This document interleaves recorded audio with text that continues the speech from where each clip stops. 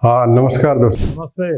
DM sir के class में फिर से आप लोगों का स्वागत है। जैसा कि प्रीवियस क्लास में मैंने बता चुका था कि पीजीटी और टीजीटी के सिलेबस को कवर कर रहा है और पीजीटी और टीजीटी के विद्यार्थियों को काफ़ी लाभ पहुंचाएगा ये सिलेबस। तो पुनः उसको दोहराते हुए आज हम लोग नेक्स्ट टॉपिक पर इन भी करेंगे। तो प्रीवियस क्लास में मैंने ये बताया था आप लोगों को कि higher order linear differential equation with constant coefficient का जनरल फॉर्म जो होता है dny dxn plus p1 dn minus 1 y dxn minus 1 plus p2 dn minus 2 y dxn minus 2 plus up to dot dot pn y equal to 0। यदि इस तरह का form हो और यहाँ पर 0 हो तो उसके लिए हम लोग दो काम करते थे कि पहले write down in the notation form, उसके बाद सेकेंड स्टेप में जाते थे राइट डाउन एक्जुलरी इक्वेशन, उसके बाद हम लोग कंप्लीट सॉल्यूशन निकालते थे जिस समय x का वैल्यू हमारा 0 रहता था। लेकिन आज का क्लास में हम लोग थोड़ा सा उसको आगे बढ़ाते हुए काम करते हैं। यहाँ पे 0 अब नहीं रहेगा, यहाँ पे क्या होगा, अब कोई x का फंक्शन आएगा, उसको हम लोग बोलते हैं second function of higher order linear differential equation with constant coefficient. जिस समय सेकेंड फंक्शन अवेलेबल रहेगा तब हम लोगों का लीनियर डिफरेंशियल इक्वेशन का सॉल्यूशन कैसे हम लोग करेंगे। तो दोस्त हमने यहाँ पर एक कुछ स्टेप्स लिख दिया है, इसी स्टेप्स को फॉलो करना है और इसी स्टेप्स को फॉलो करके कंप्लीट सॉल्यूशन तक जाना है, तभी हम इस फंक्शन को कंप्लीट सॉल्यूशन कर पाएंगे। तो स्टेप्स ये है कि दिए हुए इक्वेशन को पहले नोटेशन फॉर्म में लिख लेना है, यानी सिंबॉलिक फॉर्म में लिख लेना है। सिंबॉलिक फॉर्म में लिखने के बाद एक एक्जुलरी इक्वेशन बना लेना है। एक्जुलरी इक्वेशन बनाने के बाद थर्ड स्टेप ये है कि write down the complementary function. पहले हम लोग क्या लिखते थे, कंप्लीट सॉल्यूशन लिखते थे, इसीलिए लिखते थे कंप्लीट सॉल्यूशन कि यहाँ x इक्वल टू 0 होता था। लेकिन अब x के जगह पर कुछ फंक्शन रहेगा। अब क्या क्या फंक्शन रहेगा तो आगे स्टेप्स के बाद हम फिर उसको बताते हैं। तो write down the complementary function CF। जब x की जगह पर कुछ कोई फंक्शन आ जाए सेकेंड फंक्शन, तो हम लोग कॉम्प्लीमेंट्री फंक्शन लिखेंगे।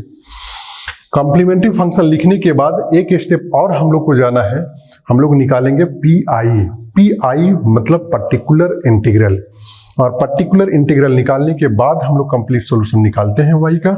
तो y का कंप्लीट सॉल्यूशन निकालने के लिए हम लोग क्या करते हैं, कॉम्प्लीमेंट्री फंक्शन और पर्टिकुलर इंटीग्रल को ऐड कर देते हैं, तो हम लोग का निकल जाता है कंप्लीट सॉल्यूशन।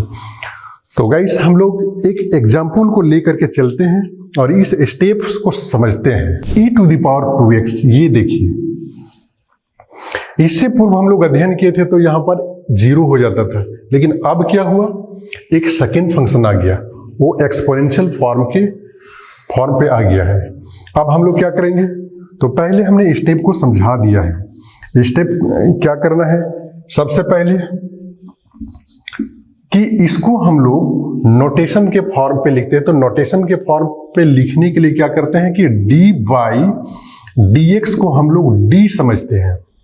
d/dx को d समझिए, m समझिए, कुछ ऐसा जो आपकी सुविधाजनक हो। तो हम लोग क्या करते हैं कि यहाँ d/dx को हम लोग d लिखते हैं। ये नोटेट कर दिए। तो जैसे ही नोटेट किए तो इसको हम लोग नोटेशन फॉर्म में जब लिखना चालू करेंगे तब इस तरह से होगा, इम्प्लाई दैट 4, चूंकि d2y/dx2 है, इसका यह मतलब ये d² हो जाएगा और ये y हो जाएगा, चूंकि हमने d/dx को सिर्फ लिखा है, y को नहीं लिखा है, plus 4 into dy minus 3 into y that is equal to e to the power 2x। ये फर्स्ट स्टेप हुआ। मैंने कहा था कि उसको सिंबॉलिक फॉर्म पे लिख लेना है, तो सिंबॉलिक फॉर्म पे हम लोग लिख लिए। एक थोड़ा सा इसको आगे बढ़ा करके लिख दीजिए, 4d² plus 4d minus 3 into y that is equal to e to the power 2x। अब यहाँ क्या करना है, सेकेंड स्टेप में क्या जाना है, हम लोग को एक्जुलरी इक्वेशन ले लेना है। जैसा कि सेकेंड स्टेप में मैंने कहा था कि एक्जुलरी इक्वेशन फाइंड करना है। तो एक्जुलरी इक्वेशन होता कौन है, तो जो नोटेशन फॉर्म में लिखा गया है उसी को हम लोग एक्जुलरी इक्वेशन लेते हैं 4d square plus 4d minus 3 that is equal to 0। ये हम लोगों का हो गया ऑक्सिलरी इक्वेशन। अब इसको हम लोग क्या करते हैं, अगर यदि फैक्टराइज होता है तो फैक्टराइज करेंगे, और यदि फैक्टराइज नहीं होता है तो उसको जो भी प्रोसेस होता है उस प्रोसेस से इसको हम लोग सॉल्यूशन कर लेंगे। तो देखते हैं।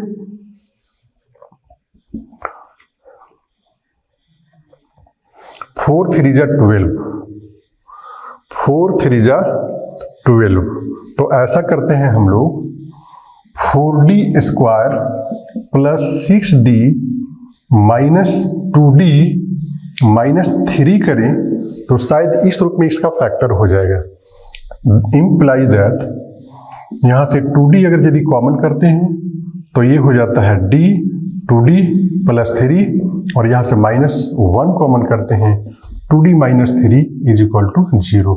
Imply that 2d plus 3 into 2d minus 1 is equal to 0 हो जाएगा। और इस तरह से हम लोग अगर यदि d का वैल्यू निकालना चाहें तो यहाँ से d का वैल्यू निकलेगा d इज इक्वल टू एक तो आएगा -3/2 और दूसरा वैल्यू आएगा 1/2।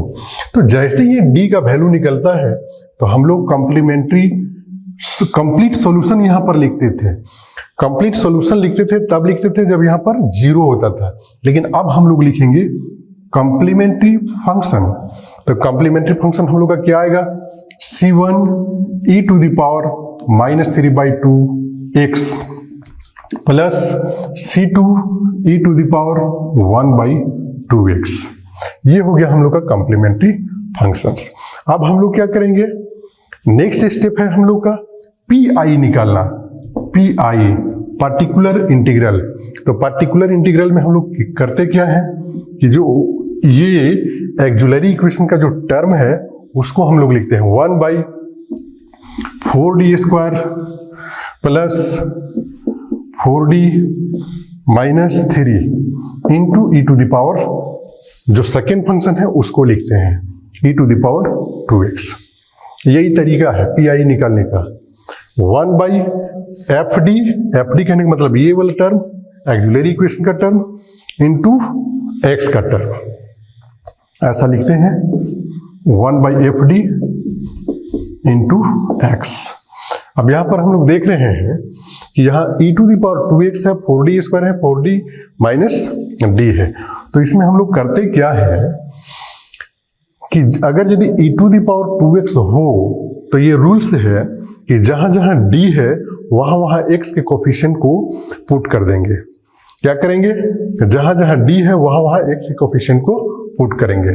तो पुट किया जाए, पुट करने पर हम लोगों को क्या मिलेगा, यहां मिलेगा 4 इंटू डी स्क्वायर, कहने का मतलब 2 square plus 4 into 2 minus 3 e to the power 2x that is equal to 1/, ये कितना हो जाएगा 4 इंटू 4 प्लस 4 2 जा 8 minus 3 e to the power 2x that is equal to 1/, ये 4 4 जा 16 plus 8 minus 3 e to the power 2x that is equal to, ये हम लोग का होगा 16 8 24, 24 में 3 अगर यदि माइनस होता है तो ये हम लोग का हो जाएगा 1/21 e to the power 2x। ये वैल्यू आया हम लोग का पीआई। अब हम लोग अगर इसको कंप्लीट सॉल्यूशन लिखते हैं, कंप्लीट सॉल्यूशन, तो मैंने पहले कहा था CF प्लस पीआई।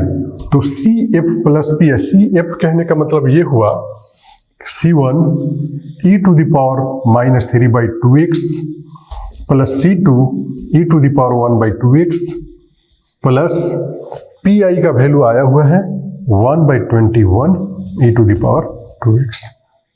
ये कंप्लीट सॉल्यूशन होता है।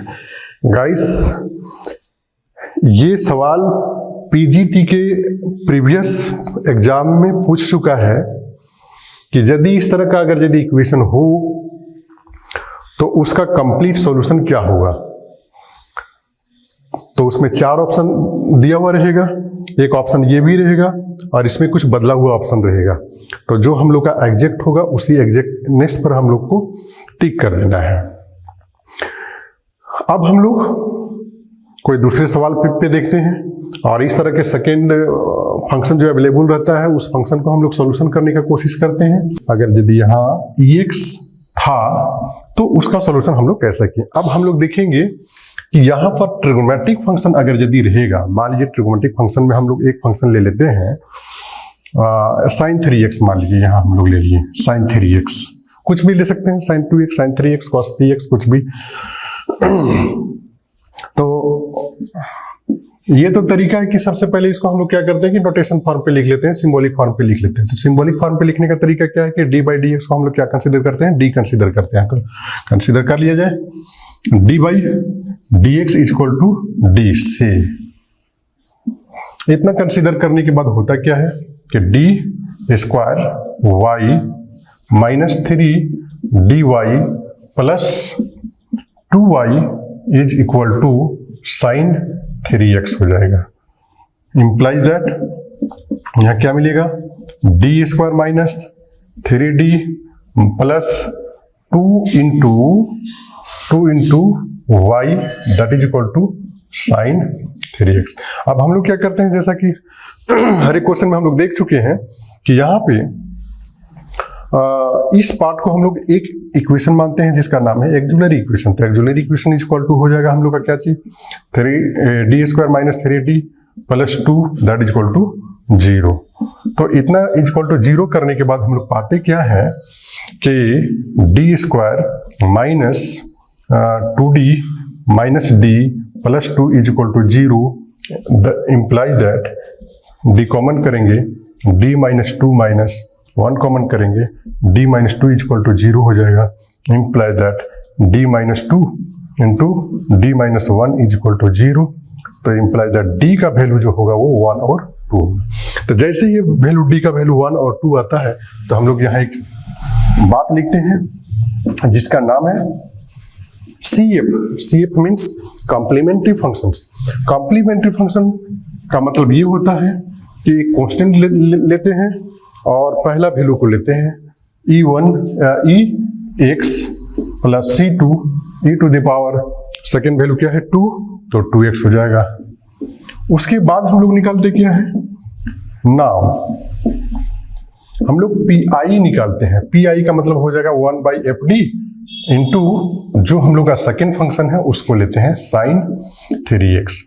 तो fd कहने का मतलब यह है कि जो एक्जुलरी इक्वेशन का पार्ट है वो fd कहलाता है। That means d square minus 3d plus 2 into sine 3x।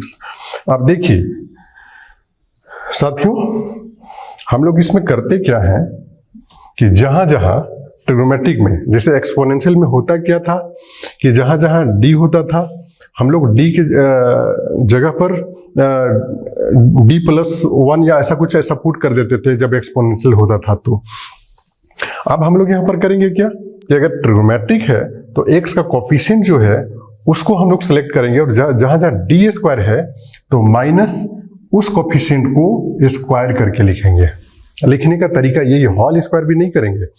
लिखने का तरीका ये है, माइनस 3d बचेगा प्लस 2 इंटू साइन 3x। इतना होने के बाद इसको हम लोग ये कर देंगे, ये -9 हो जाएगा, minus 3d plus 2 into sine 3x।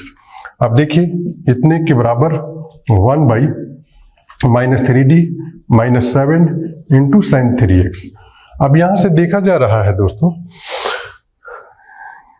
कि एक d बच गया। अब इस d को फिर d स्क्वायर के फॉर्म पे लाने के लिए फिर हम लोग एक काम करते हैं, वह काम है रेशनलाइजेशन का। तो रेशनलाइज करके उसको d स्क्वायर के फॉर्म पे ले आएंगे हम लोग। तो ऐसा करते हैं, दोनों में चूंकि माइनस इसलिए माइनस कॉमन करेंगे और 1 बाई 3d प्लस 7 हो जाएगा। तो ऐसा करते हैं हम लोग, इसको रेशनलाइज कर देते हैं, चूंकि प्लस है तो 3d minus 7 divided by 3d minus 7 हो जाएगा इंटू हम लोग का साइन 3x का टर्म है तो 3x लिख देंगे। That's is equal to minus 3d minus 7 whole divided by ये a plus B into A minus B पे ये टूटेगा तो ये 9d स्क्वायर हो जाएगा माइनस 49 हो जाएगा यहाँ पे इंटू साइन 3x। फिर आ गया डी स्क्वायर का टर्म, चूंकि यही लाना था। अब हम लोग करेंगे क्या कि x का कोफिशिएंट 3 जो है जैसे पहले पुट किए थे वैसे यहाँ पे पुट किया जाए। 3d minus 7 whole divided by 9 into minus 3 square minus 49 into sine 3x। अब minus 3d minus 7 whole divided by ये हो जाएगा 3 3 जा 9 तो 9 9 जा 81 हो जाएगा, यानी माइनस 81 हो जाएगा, माइनस ये 49 हो जाएगा इंटू साइन 3x। कहने का मतलब minus 3d minus 7 whole divided by ये 9 1 10 8 4 12 1 13 माइनस ये माइनस माइनस कट जाएगा इंटू साइन 3x बचेगा। अब यहाँ से इसको सॉल्यूशन हम लोग इस रूप में करते हैं 3d that is equal to 3d minus 7 divided by 130 into sine 3x। अब इसको हम लोग क्या करेंगे कि इस पे मल्टीप्लाई करेंगे 3d sign 3x minus 7 sine 3x दोनों में मल्टीप्लाई कर दिए और पहले से है हम लोग का 130 तो ये कितना हो जाएगा 1 बाई 130 को बाहर रखिए और 3 इंटू यहाँ d साइन 3x है, इसका मतलब ये हुआ कि साइन 3x का डिफरेंशिएशन होगा तो d फॉर डिफरेंशिएशन। अगर इसको हम लोग डिफरेंशिएशन करेंगे तो cos 3x हो जाएगा इंटू 3 मल्टीप्लाई हो जाता है माइनस 7 साइन 3x हो जाएगा that's equal to 1 by 130 into 3 3 जा 9 cos 3x minus 7 sine 3x। अब ये आ गया हम लोग का PI, इसको हम लोग बोलते हैं PI। इसलिए जब कंप्लीट सॉल्यूशन लिखते हैं तो CF प्लस PI लिखते हैं, CF प्लस PI। तो CF का वैल्यू ऑलरेडी निकला हुआ है C1 e to the power x plus C2 e to the power 2x plus PI का value 1 by 130 9 cos 3x minus 7 sine 3x। ये हो जाएगा हम लोग का कंप्लीट सॉल्यूशन। वो किसका? तो y का। ऐसा तो इस तरह से हम लोग देख लिए ट्रिग्नोमेट्रिक फंक्शंस का। तो क्यों नहीं हम लोग ट्रिग्नोमेट्रिक फंक्शंस का एक और सॉल्यूशन करें, थोड़ा सा यहाँ वैल्यू को चेंज करते हुए। तो देखते हैं ताकि ये ट्रिग्नोमेट्रिक फंक्शन क्लियर हो जाए। उसके बाद हम लोग नेक्स्ट क्लास में साइन 2x लीजिए या cos 2x ले लीजिए, कोई दिक्कत नहीं है, बदल के ले सकते हैं। आप देखिए already this part is given notation form, हमको नोटेशन फॉर्म में लाने की कोई आवश्यकता नहीं है, वो किया हुआ है। तो सीधा हम लोग क्या करेंगे सॉल्यूशन में, हम लोग सीधा लिखेंगे कि एक्जुलरी इक्वेशन इज और D square minus 4d plus 3 that is equal to 0। अगर यदि ये इस नोटेशन फॉर्म पे एक्जुलरी इक्वेशन में हम लोग लिख लिए, तब इसको हम लोग करते क्या है कि फैक्टराइज करेंगे 3d minus d plus 3 that is equal to 0। चूंकि यहाँ पे बहुत ज्यादा बताने की आवश्यकता नहीं है, चूंकि आप लोग सभी पोस्ट ग्रेजुएट विद्यार्थी होते हैं, इतना तो समझदारी तो होनी चाहिए। Implies that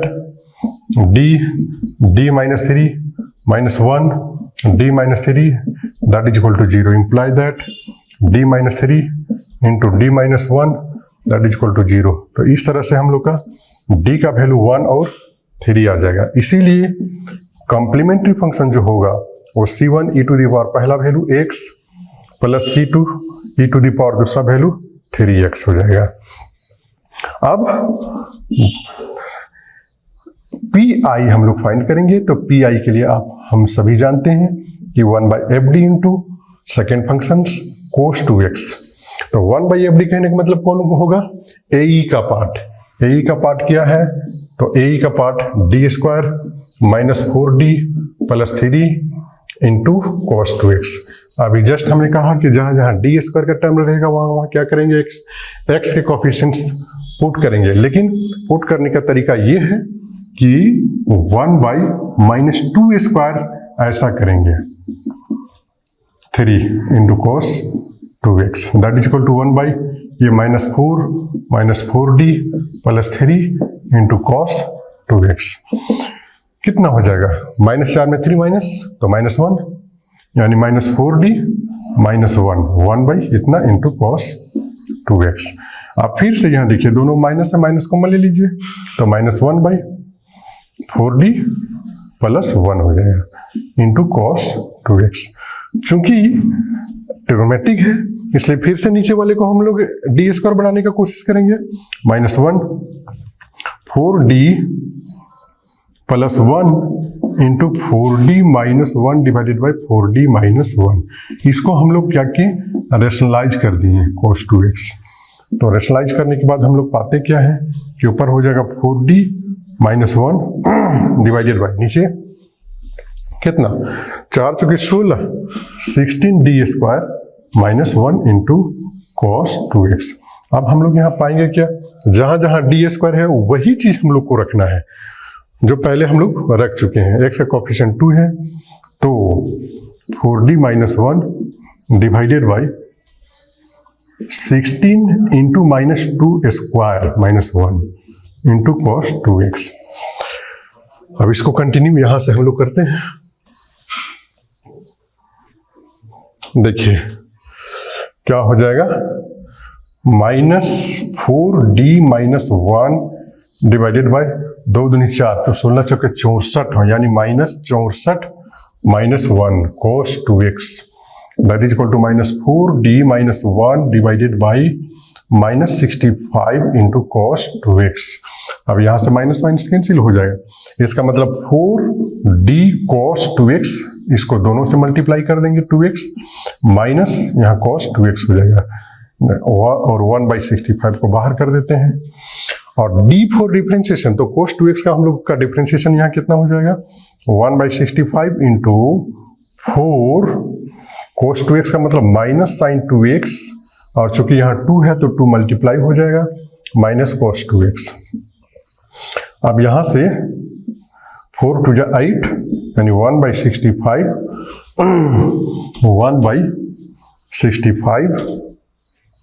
into -8 sign 2x minus cos 2x ये हो जाएगा। तो ये हो गया हम लोग का पी का वैल्यू। इसलिए complete solution that is equal to 1 CF plus P का मतलब ये हो गया। CF मतलब हम लोग का जो एक वैल्यू आया था C1 e to the power x plus C2 e to the power 3x आया था और पी का जो वैल्यू हम लोग का आया 1/65 into -8 sign 2x minus cos 2x।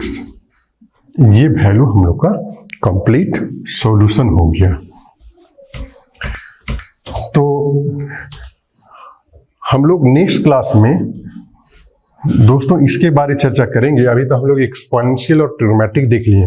Next class में हम लोग चर्चा करेंगे कि जब यहाँ सेकेंड फंक्शन हमारा अलजेब्रिक हो जाएगा, x हो जाएगा, ax हो जाएगा या कुछ और हो जाएगा, x स्क्वायर हो जाएगा, कुछ भी होगा, जब अलजेब्रिक होगा तब हम लोग क्या करेंगे उसके बारे हम लोग नेक्स्ट क्लास में नेक्स्ट वीडियो में हम लोग चर्चा करेंगे। तो आज के वीडियो में इतना ही।